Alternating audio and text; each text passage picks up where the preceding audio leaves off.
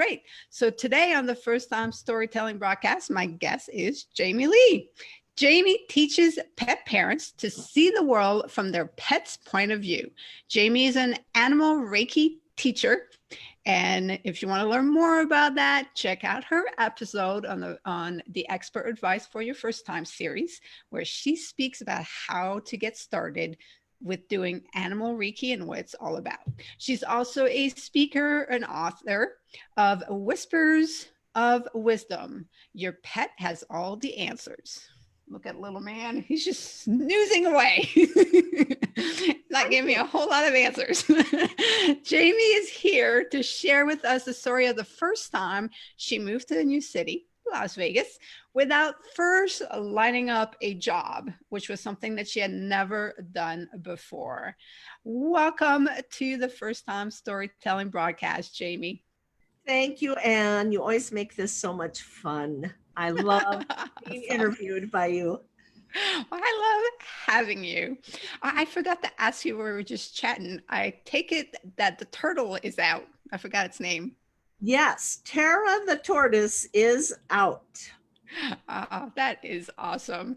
Jaime has an amazing place and she loves wildlife and it shows, and she keeps lots of wildlife around. And I think they're very attracted to her as well.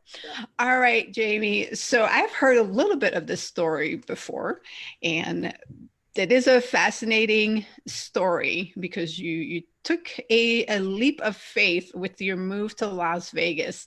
So tell us a little bit more how that all came about.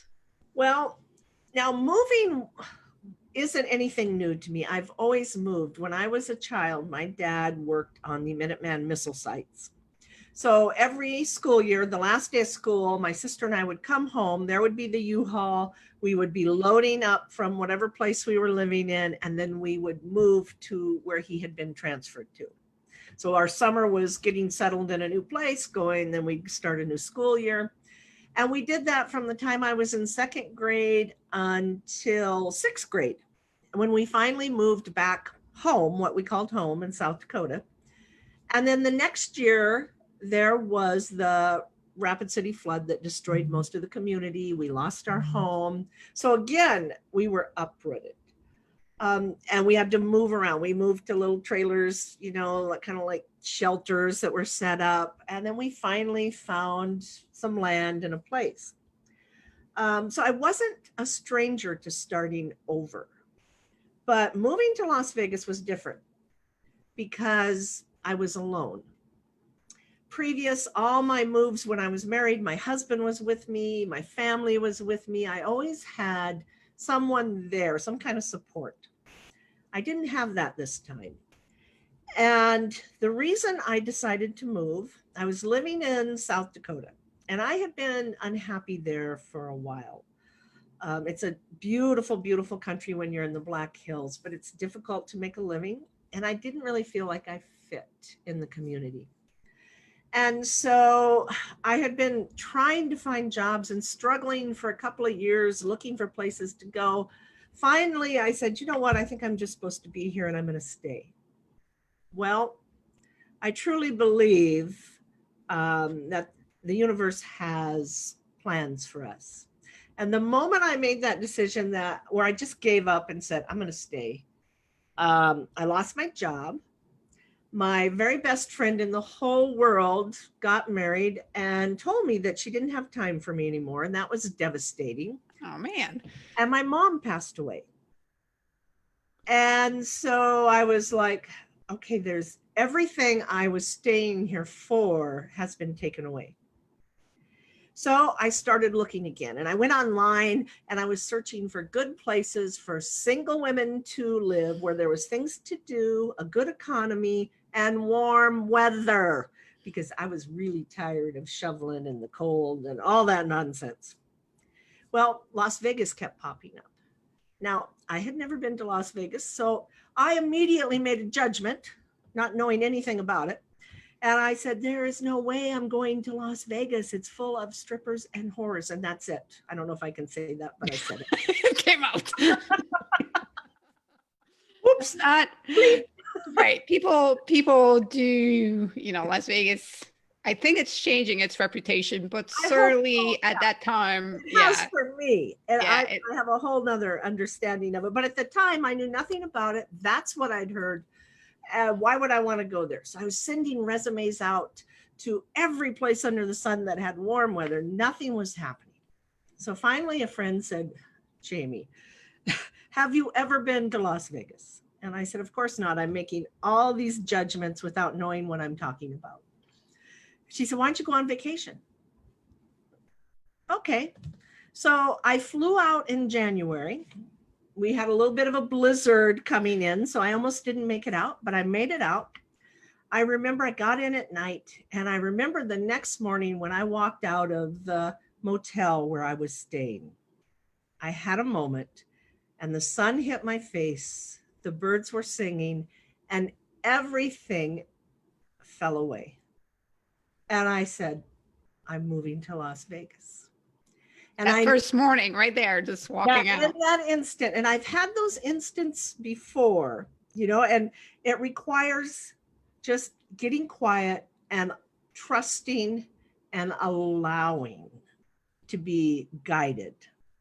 And I was guided. So what was amazing is that I stayed, I looked around, it's like, yeah, I'm moving. And at the time I'd worked in law enforcement in the past. So I applied at Metro, and then I went home and put up my house up for sale, and it sold. And I'm like, oh my God, I don't have a place to live pretty soon. And the panic kind of kicked in, but I had been through this same exact experience when I got divorced, where I had that moment of clarity where you just know. And then the doubt kind of creeps back in. So it didn't surprise me that the fear and the doubt creeped back in. And I just had this little thing. I'd touch my eyes and I'd go like this. And that meant eyes. Whenever I got afraid, it was like, and that was eyes forward, Jamie. Oh, I like that. So that is my thing when it's eyes forward. I like that. It's a physical connection to yes, to get me out of this insanity fear in my head. It's just like, okay, yeah, that's right. Eyes forward. And I came home. I sold my house. I had a yard sale. I got a call from Metro. I went back for a week, tested and applied, and found out that they would not be hiring off that list for a year. Well, at that time, Vegas was booming. And I looked around and I said, you know what? I can do anything. I can get a job here. So I took what money I had and I put a down payment on an apartment, went back home. What I didn't sell, my friends, we loaded up in like a horse trailer. It was a bull trailer, so it had heavy suspension, and they drove me out here. And on March 25th, you didn't know anyone here? No. There was one gal that had worked at the sheriff's office when I worked at the police department, but we didn't know each other that well. So we made a connection after, I got here, because I knew she was here and I had her contact information. But for the most part, no, we didn't really know each other. We developed our friendship after I moved here. So no job, no contacts. No job, and no contacts. I had $10,000 to my name. That was it. And I figured, well, when that's gone, I don't know, we'll just see what happens. And I started looking for work immediately.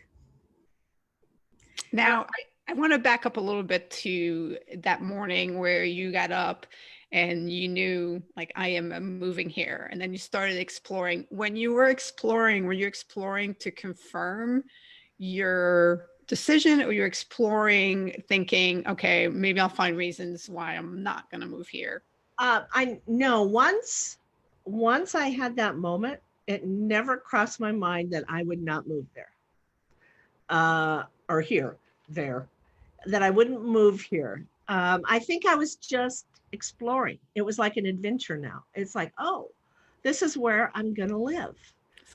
So, and then I was finding it's little things. I thought, the white dots on the streets, I thought those were so cool. It's like, look at these white dots on the street. Well, we couldn't have them back home because, the snow plows would have taken care of them. And I started looking at all the uniqueness of the city, and the types of flowers that we could never grow back home. Because, I'm into flowers and gardening. And it would be like, oh, look at these flowers. I wonder what they are. And everything was so new. And the one thing that did get me was I drove down the strip trying to look for the Welcome to Las Vegas sign. Because, remember when this was a few years ago. It was 16 years ago when I moved here. And I couldn't find it. And then I finally found it, and it's that small little Las Vegas sign. And I'm like, this is such a rip. I see it in movies. It looks huge. What's going on here? This is a ripoff. And it's just a small sign, which is like nowhere near the strip. I mean, you blink, you miss it. But yeah, it never crossed my mind once that moment happened, that I wasn't moving here. Now, when I got home, the fears set in, like I said, and I thought, am I making a mistake? And then it was just like, hey, you're supposed to go there. Eyes forward. So what happened? So once you got settled in, how did things pan out? I started looking for work. I got a job at a call center right away, just so I'd have some money coming in. Didn't like it. But it gave me time to look for other work. Then I got on, and I just was applying. And by July, I was beginning to wonder if I'd made a mistake, because I had, everything was so different. And even my friends back home, as I would try to call them and keep that relationship alive, that wasn't happening. They weren't returning the calls. They weren't making the effort. And I was really feeling alone here, and my birthday came. And I remember that I was so depressed that day, because here I was, and feeling sorry for myself, having this little pity party. Yeah. Yeah. And I had hung up a hummingbird feeder, because I had never seen hummingbirds back home. And I was really excited about that. And no hummingbirds came to my feeder. I was like, seriously? So for months, no hummingbird came to my feeder. And on my birthday, I remember getting up, and I had a conversation with my mother, who had passed a few months earlier. And I said, Mom, I don't know, maybe this was a mistake. I said, and it's my birthday, and I'm feeling blue, and I wish you were here. And if you are around, send me a hummingbird. And in that instant, a hummingbird landed on the feeder. And I fell back on the couch, I was just in shock. And I'm like, okay, I'll quit feeling sorry for myself. That's awesome. I was being told, stop it. But now, I just kept moving forward. So I allowed those moments of fear to happen. I accepted them. And it's like, yeah, I realize I'm afraid. I acknowledged that fear. But I also knew I had to keep moving forward. And I think that's the thing when you do any first, there's going to be fear. It's unknown, and depending how big the risk is, the more fear there's going to be. If it's just, trying something new, like an art class or something, there's not that much risk. If you're moving across country, pulling up stakes, leaving everything you ever knew behind, that's a little bigger risk, because you don't know. You're risking a lot. So there was a little more fear, but it was my faith in that moment when I walked out of that hotel room and I felt the release of everything. Yeah. And I believed in that so strongly that it got me through all those moments of doubt. That's incredible. That's such a great story. And that you have your pinpoints, and you have the very open conversation with yourself about how you're feeling, and that what that requires to get over it. And you're right, to keep moving is key when you are in fear, or you're struggling, or you're having a tough time. Just take that next step. Don't look in, way into the future, because that will only make things that much more difficult. Just take that next step. Just focus on that next step. Now, you've ventured into a lot of new things, career-wise, for sure, since moving Yes. to Las Vegas. So let's talk just a little bit of how those things started coming into your life. How long did it take for you to say, I'm going to start taking some different directions? I'm in a new place. I'm going to go a different way. So when I came here, um, I had made the decision that I needed to take care of myself. And you better have some security, and you better take care of yourself because nobody else is going to. Because I felt somewhat betrayed. I had been on a more creative path, I would say. So when I came, like I said, I got on at a call center. That's not for me. Uh, but you know what? I was grateful that I had that.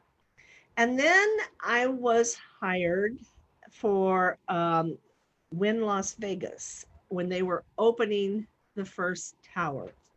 And I was hired as a staff writer. And when I first came, I thought, oh, it'd be so much fun to work for the casinos. Everybody looks so happy. It must be a great job. And I found it to be an abusive environment. And I really was unhappy and miserable. But at the same time I applied for that job, I had applied for a job with the county as a fire inspector, thinking I would be going into schools, talking to children, talking to groups, because I had been in crime prevention and we did similar things. I thought I just have to learn about fire. It'll be the same thing. Well, I got a letter that I didn't get that job. And then I got hired on with the casino. So I had been there just a short time when I got a call from the county and they said, we'd like you to come in. And I thought they wanted me to come in for another interview. And I thought, well, I'm already working. Why would I do that?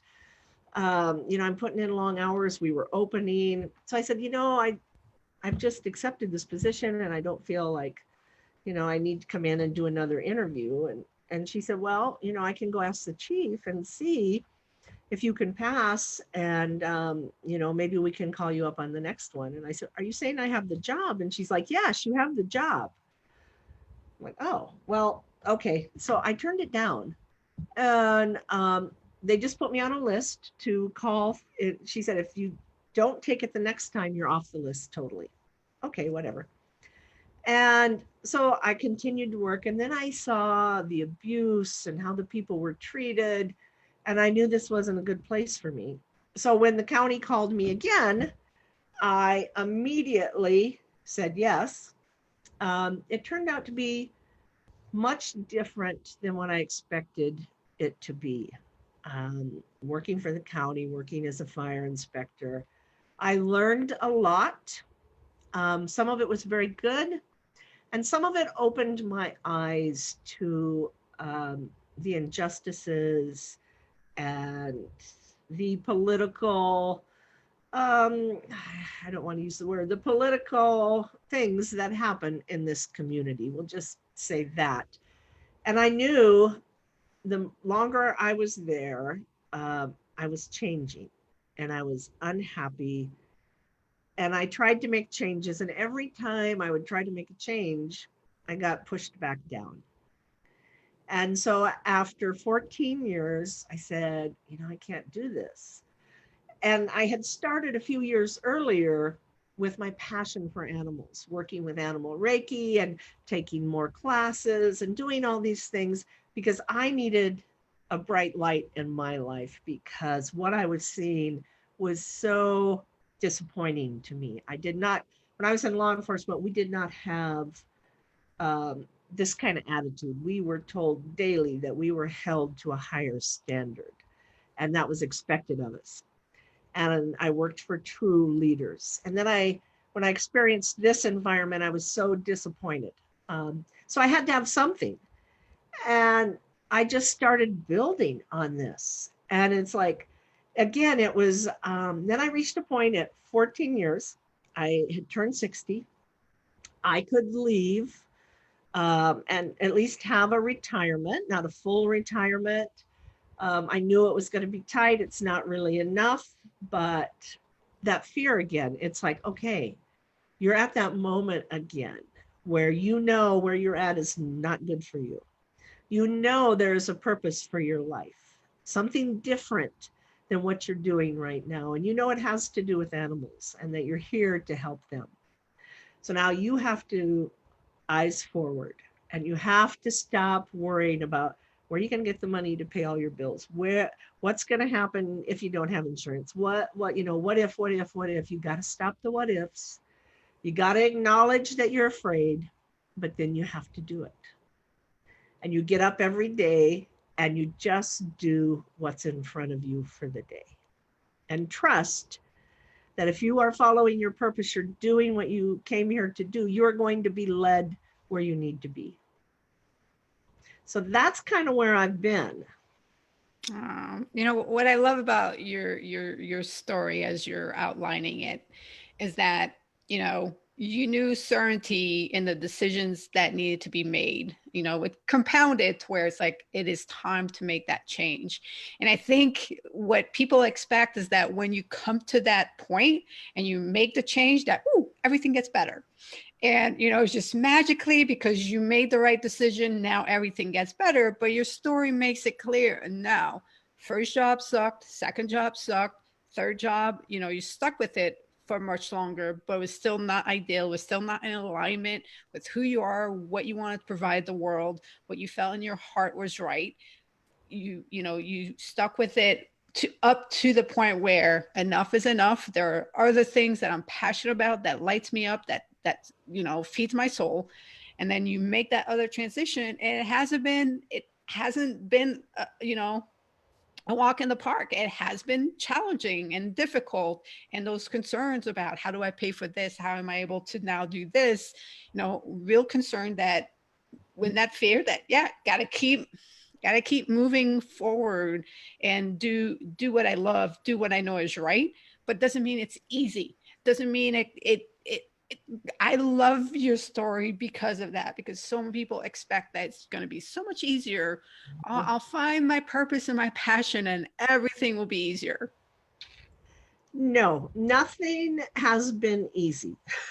I will say that it has not been easy.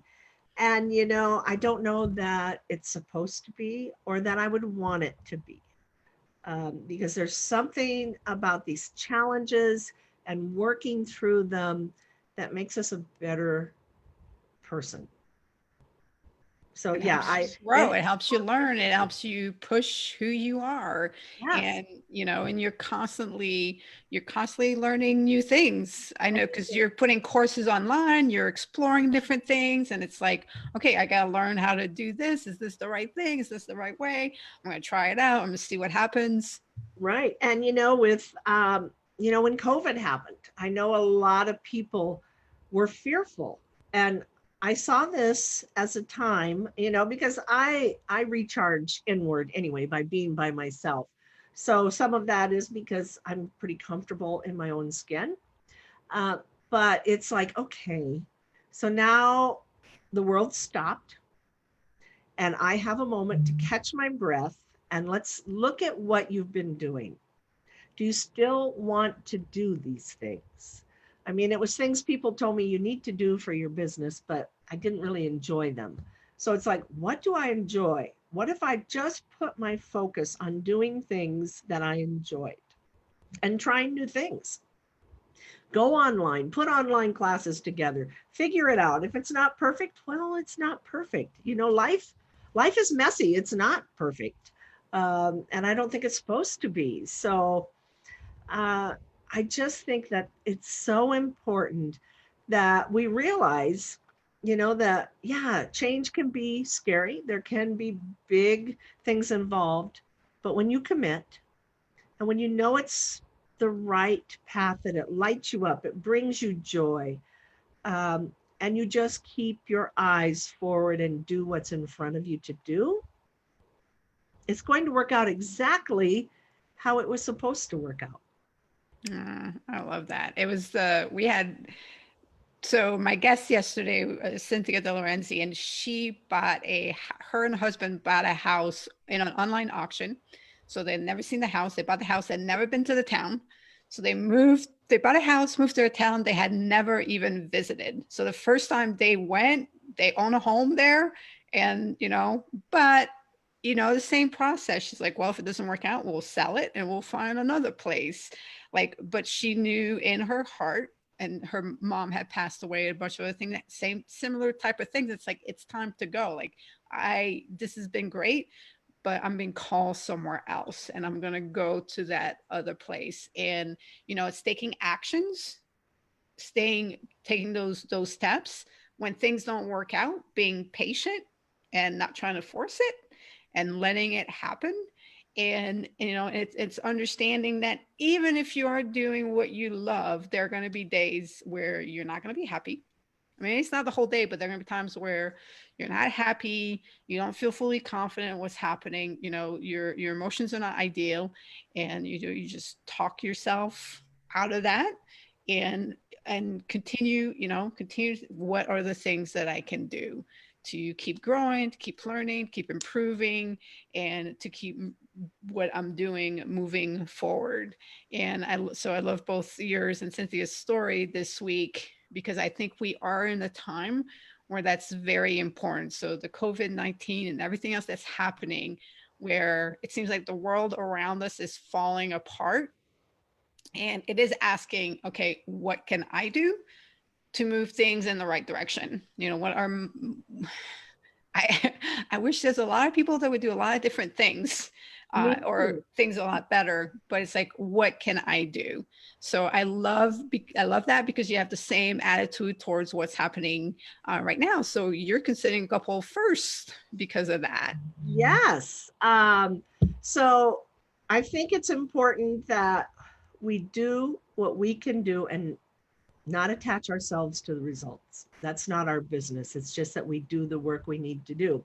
So today, even though I used to give blood back home, I have never given blood since I have moved here, because my veins are a little difficult. They're deep, they roll. They've told me, you probably should just stop, but I'm going to go today. I realized after what happened, and I was in tears watching a man be murdered.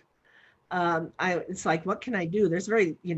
What can I do? I felt so powerless, and I wanted to not feel that way.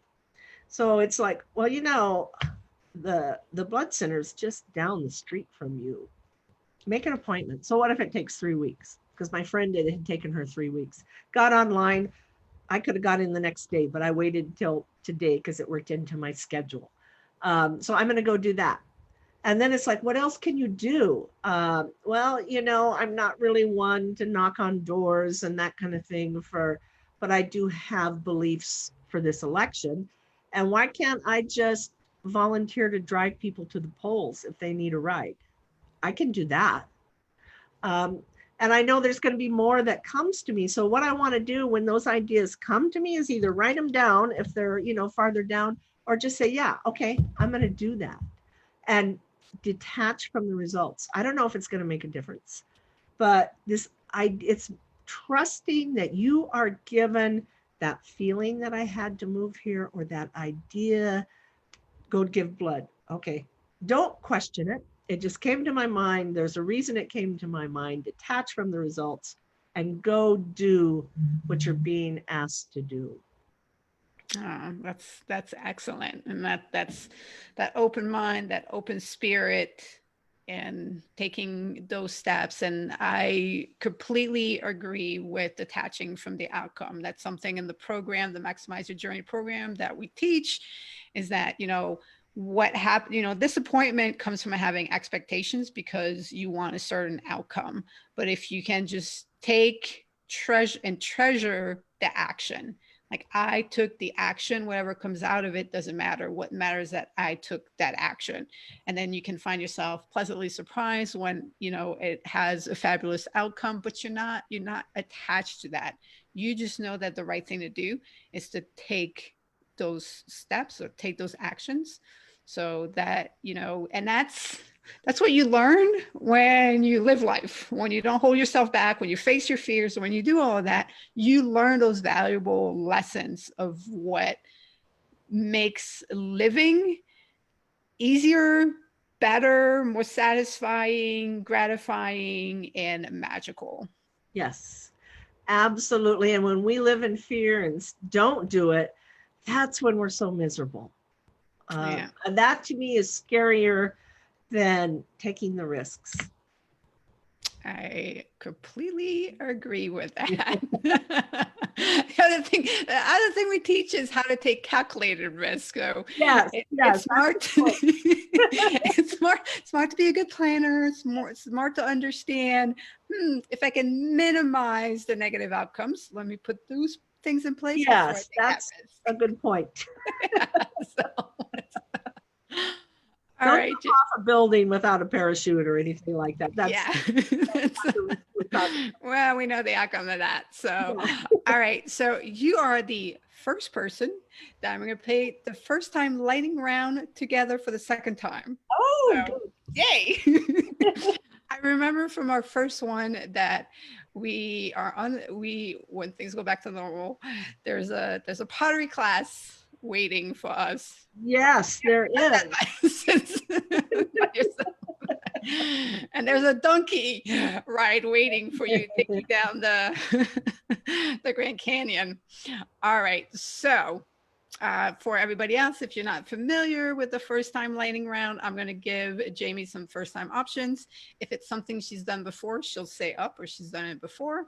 And that's up is if she was on the app, she would swipe up to put it on her she's already done list. If she's not interested, we go left. And if it's something she's never done and would like to do, we go right. All right, ready? Okay. Okay, do a ropes course. A what? A ropes course. Like, So they have all those out there, like you're 30 feet up in the air. And Right. right. All Yeah. right. Excellent. Go to a wax museum. I have done that. Up.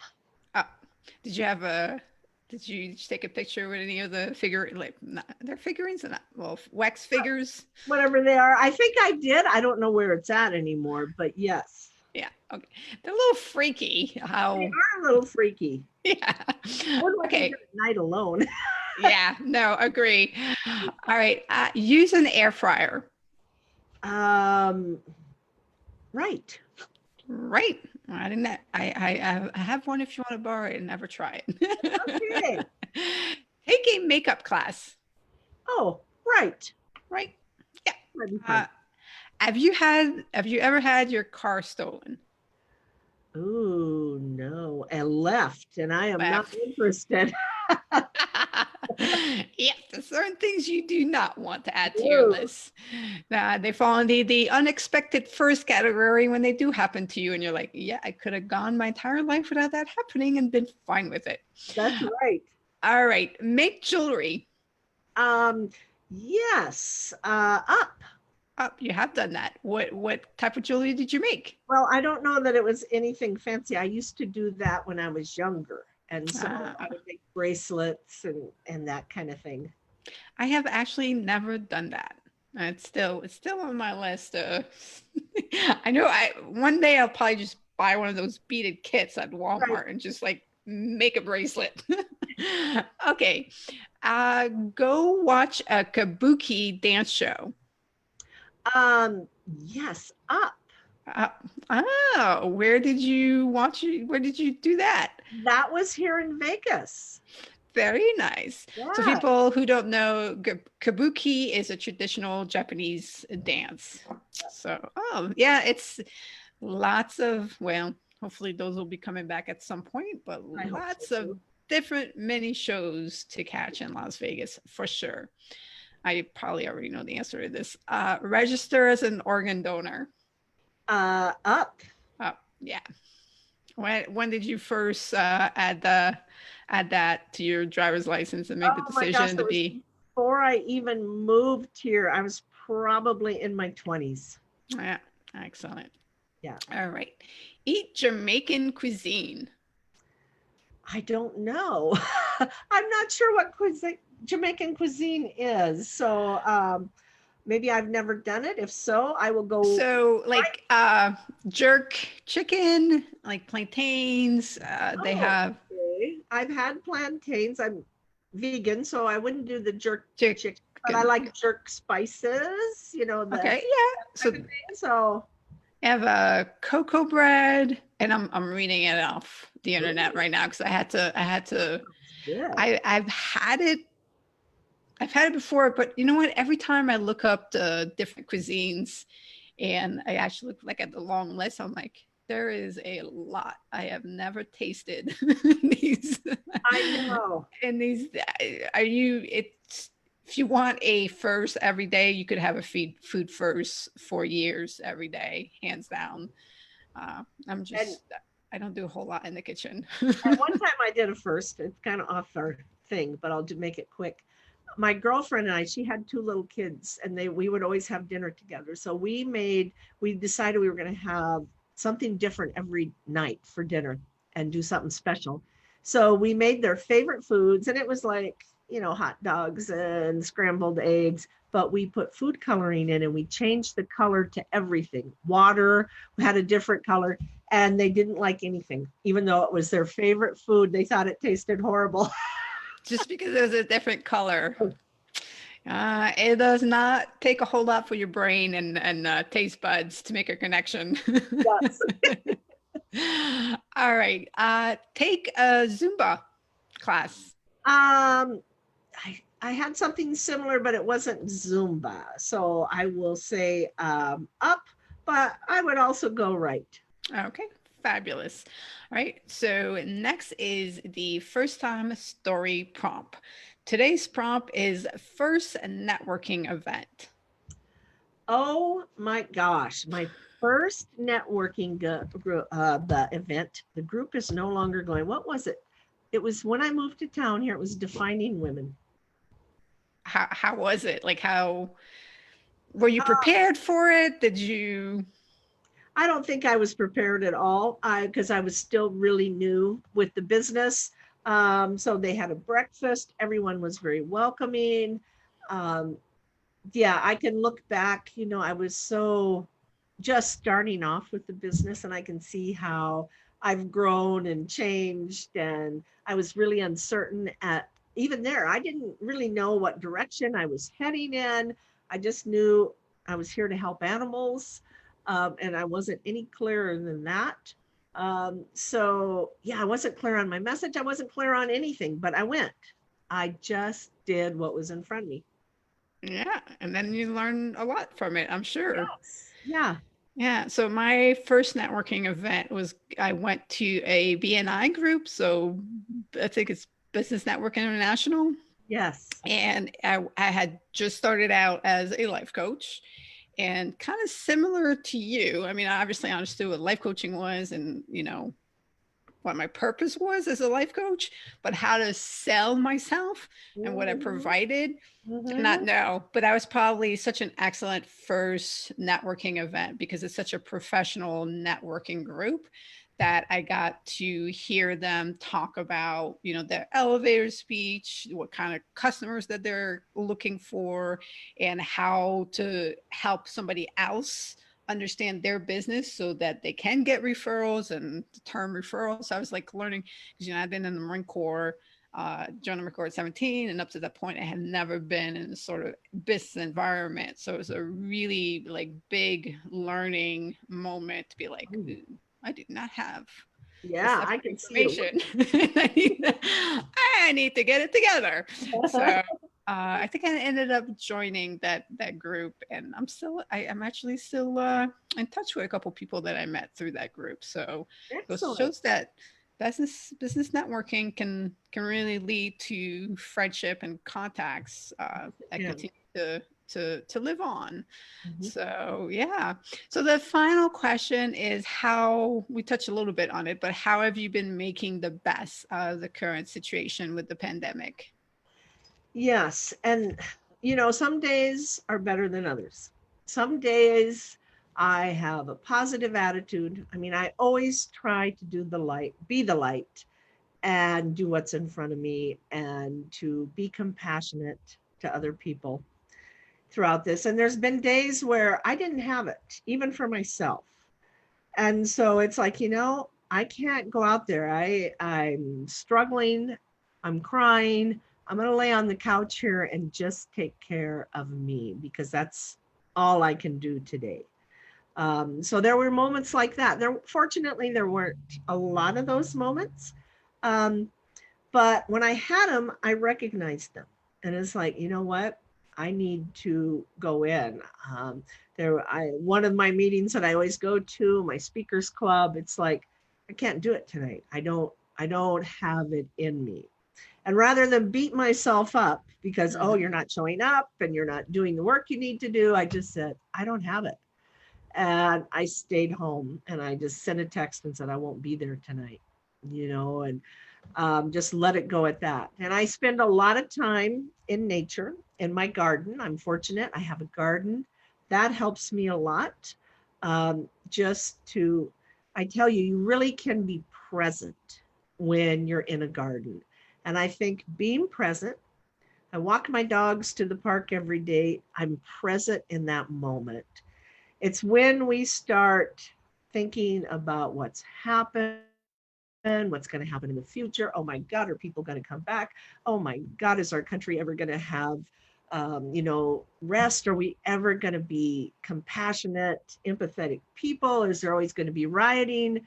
What's going to happen to us? Then we get crazy, and that's when we get emotional and we make bad decisions. But if we can become present,